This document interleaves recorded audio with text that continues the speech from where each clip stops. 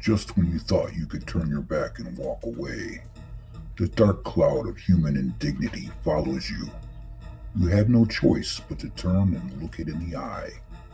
It's the sex offender hit list.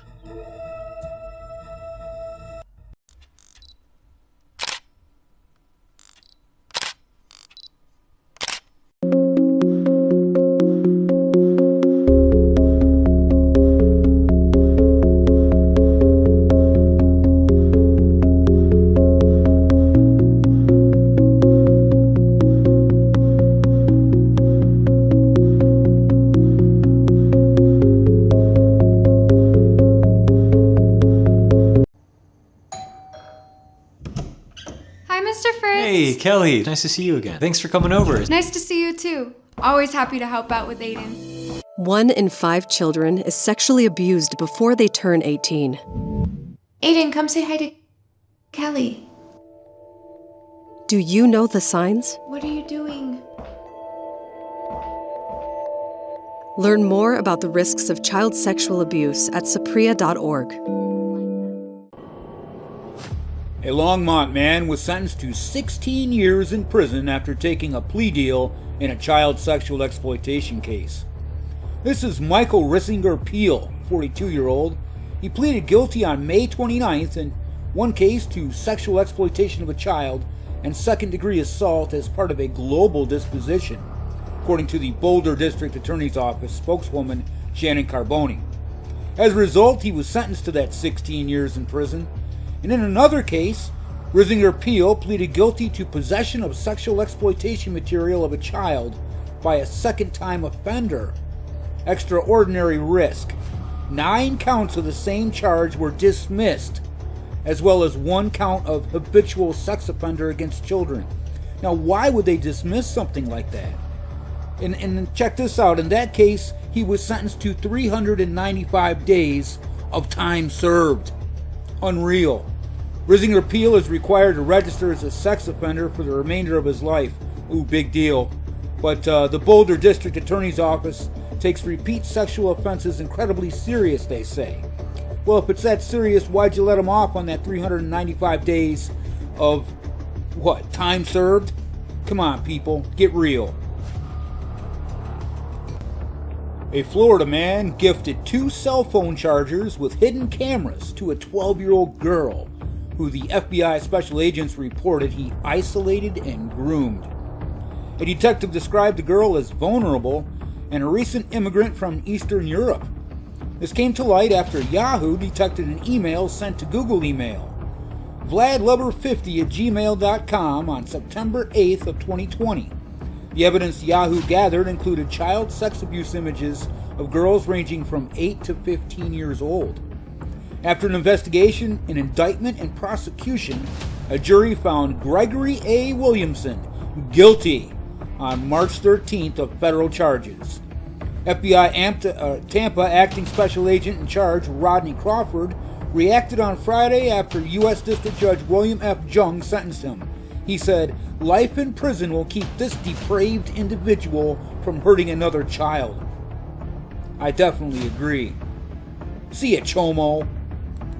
Over in Missouri, a St. Charles man was sentenced by a federal judge on Friday to 40 years in prison for sexually abusing 2 children for years and recording that abuse. U.S. District Judge Sarah E. Pitlick issued the sentence for 25-year-old Ronald Lawrence following his guilty plea to 2 counts of production of child sexual abuse material, 2 counts of distribution, and 1 count of receiving child sexual abuse material. The mother of the victims spoke on the hearing, telling the court Lawrence had destroyed their lives and violated the trust that they once had in him. Lawrence sexually abused the 2 girls for years, recording the abuse and sharing the images with others online. He possessed child sexual abuse material involving other children as well, and asked the other children to create and send him that material. Lawrence's arrest in June of 22 in St. Charles was the result of an investigation by authorities that led to the rescue of one of the children, who was then just 8 years old. She was placed in protective custody following the execution of a search warrant. Lawrence still has multiple counts of child sex crimes pending in St. Charles County. Those include felony counts of child molestation, statutory sodomy, and rape, as well as sexual misconduct. So 40 years is just going to be the start of what's going on with this chomo. His next hearing is set for July 24th in the St. Charles County case. See ya, chomo. An Eau Claire man was charged with a slew of child sex crimes and was sentenced to prison time. It was last June when Michael Vanette was first charged with 18 felonies. That's of course since been reduced to 15. 13 for possession of child sexual abuse material and 2 for child sexual exploitation. According to the criminal complaint, images of child sexual abuse were found on Vanette's Snapchat and Kik accounts. Thursday in court, Vanette was sentenced to just 5 years in prison, followed by 5 years of extended supervision. Kind of a pretty low sentence if you ask me. He will also be on the sex offender registry and cannot use social media. Should have been at least 25 years or life, in fact. Chomo. Coeur d'Alene. A man received a life sentence for sexually abusing 4 children over nearly a decade. 35-year-old Julian P. Sabin pleaded guilty in March to lewd conduct with a minor under the age of 16 and 2 counts of sexual abuse of a child under the age of 16, which are all felonies. First District Judge Scott Wayman sentenced Sabin this week to life in prison with parole eligibility after 30 years. Prosecutors said Sabin abused 4 different children who were between the ages of 4 and 15 years old when the abuse occurred, from 2014 all the way up until last year. 2 of the children disclosed the abuse in 2019, but an investigation into the matter was closed after the children recanted their allegations. Last October, after all 4 victims came forward, a grand jury then indicted Sabin. Sabin initially pleaded not guilty to all the charges, but changed his pleas in March, the Friday before a jury trial in the case was set to begin. Let's head over to Wyoming for this one. Casper, Wyoming, to be specific. A man there was sentenced to 8.5 to 10 years in prison on Thursday for possession of materials depicting child sexual abuse. 27-year-old Eric Evans has been in jail since his arrest on the charges last August.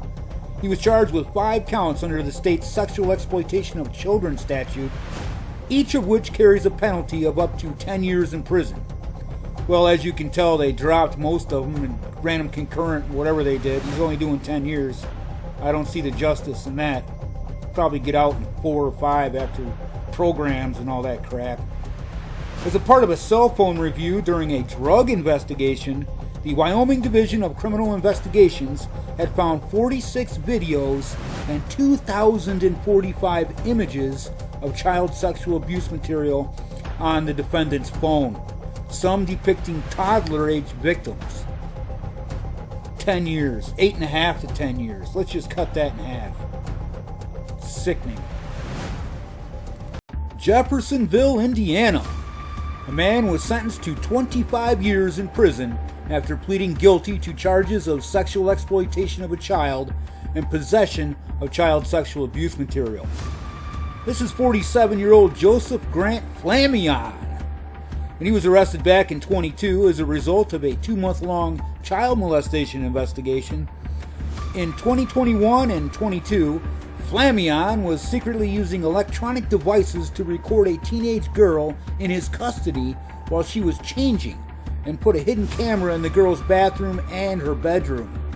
Documents said he would hold a cell phone camera or another device under the doors to record her also. In October of 21, Flamion brought a hidden camera with him when he took the kid to Florida for a vacation. And he put the camera in the bathroom of the hotel and recorded her while she was in the shower. When the victim and a witness became aware of the recordings, the Department of Child Services notified Flamion of what it had learned. And according to court documents, he destroyed or got rid of the hidden camera before it could be seized by law enforcement officers. I really don't understand these people. Instead of calling the police, they're going to call him, the perpetrator, and tell him. Crazy.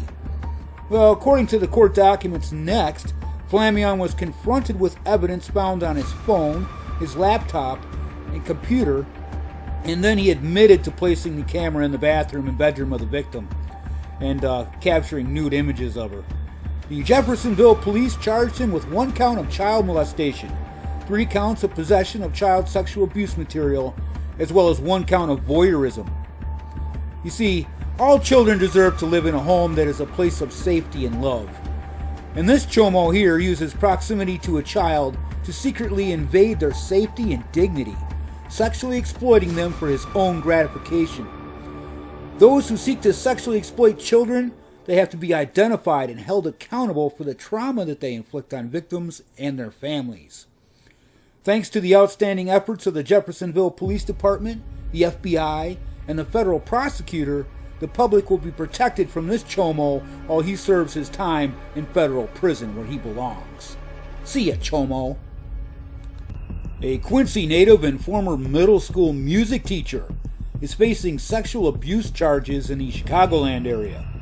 Court records show Benjamin Scholes faces 2 counts of predatory criminal sexual assault of a child in Kane County. The charges stem from an incident that took place between July 1st of 2023 and early May. The child was reportedly sleeping between Scholes, a 25-year-old, and his former girlfriend at the time. He allegedly reported the incident to his therapist, who contacted the Illinois Department of Children and Family Services, which provided the report to law enforcement. Kind of crazy. I mean, they should have just contacted the cops to start with. Anyway, Scholes turned himself in, relinquishing his teaching license, and agreed to not have unsupervised contact with children. He returned to Quincy to live with his family. The news article here doesn't say anything about his bond or bail or anything like that. I'm really shocked. The school records do show that Scholes was orchestra director at Thompson Middle School in St. Charles. He resigned effective May 30th, and that was reported in the March 11th, 24 school board personnel report. And Scholes is set to return to court August 8th for a status hearing. Pretty sketchy story if you tell me. They could have provided a lot more details. Anyways, hopefully, see ya, chomo. Hopefully. Virginia. A teacher at Redeemer Classical School in Kieseltown was arrested and charged with multiple counts of possessing child sexual abuse material and sexual abuse of an animal. Rockingham County Sheriff's Office and the Virginia State Police conducted a search warrant at Ethan Zook's home in Broadway. What a name, Ethan Zook. Anyways, that was in May the 31st, where police then gathered all the evidence that they could require to charge and arrest this guy. So then he was arrested and taken to the Middle River Regional Jail. Zook's arraignment took place Thursday in the Harrisonburg Rockingham Juvenile and Domestic Relations District Court, and a hearing was set for August 9th at 9:40 in the morning. And you can guarantee I'm going to check it out and fill you guys in on what happens with this teacher chomo. Oh, by the way, the news didn't even have his picture. I had to find it on LinkedIn. And there he is with a child. Insane. Let's head up to Virginia. On March 27th, the Shenandoah County Sheriff's Office began an investigation regarding the possession of child sexual abuse material in the Strasburg area. The Shenandoah County Sheriff's Office received an online cyber tip from none other than the Missing Center for Missing and Exploited Children regarding an online account that shared illicit material involving minors. 29-year-old Dustin Michael Myers was identified as the suspect in this investigation, and on Tuesday, the Shenandoah County Sheriff's Office deputies arrested Myers and transported him to the Rappahannock Shenandoah Warren Regional Jail, where he was held with no bond. Like I say, the way it should be with every one of these chomos. The following arrest warrants were obtained and served on Mr. Myers. 4 counts of possession, reproduction, distribution, solicitation, and facilitation of child sexual abuse material. See ya, chomo. A 54-year-old Florida fugitive who was arrested last year after his flight from Argentina landed at the Miami International Airport was in federal prison on Saturday, where he will remain for over 8 years before going on probation as a registered sex offender. A Columbia County Sheriff's Office detective acting as an FBI task force officer caught Octavio A. Robeldo on 2017 online while investigating a file-sharing network with videos and photos of child sexual abuse.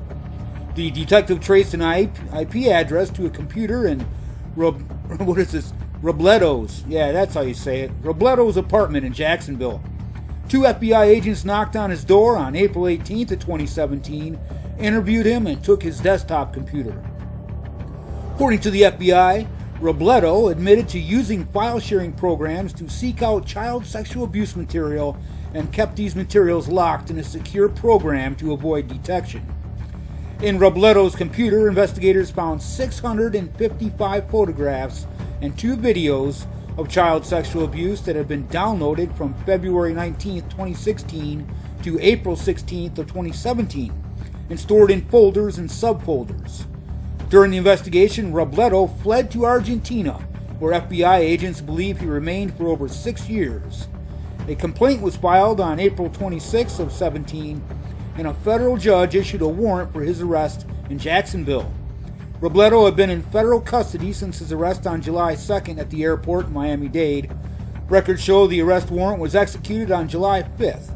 The indictment returned on July 19th of last year, and he entered a guilty plea on March 6th of this year.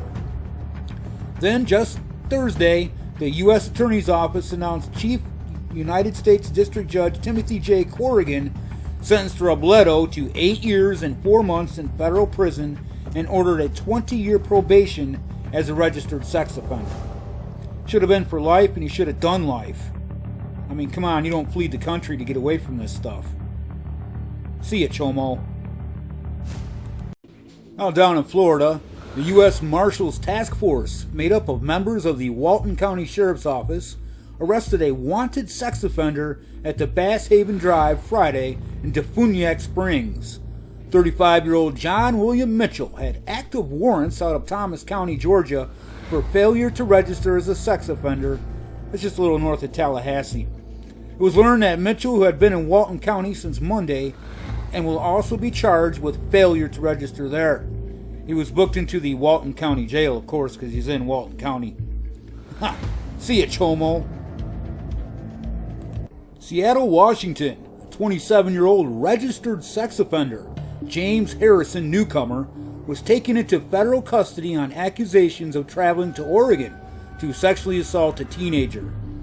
According to the criminal complaint, Newcomer, who was under Washington state supervision and electronic monitoring following a 30-month sentence for 2 counts of rape of a child, is charged with assaulting 3 teenagers he connected with on Snapchat between February and April of this year.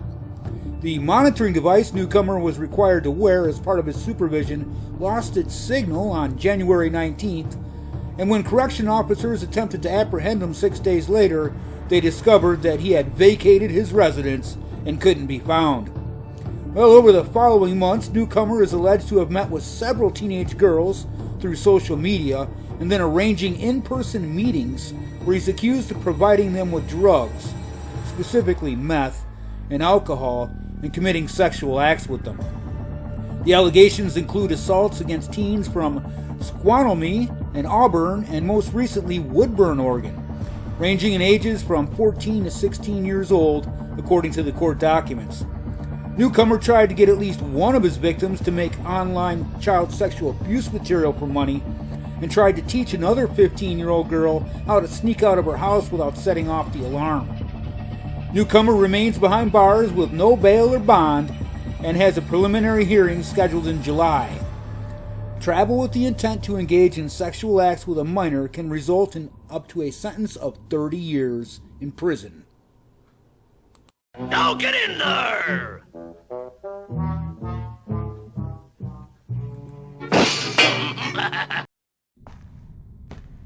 When a child experiences trauma, they can be stripped of their ability to imagine. But Imagination? Imagination is colors. All the colors. Imagination is freedom. And whatever you want it to be. But a child without imagination is not a child at all.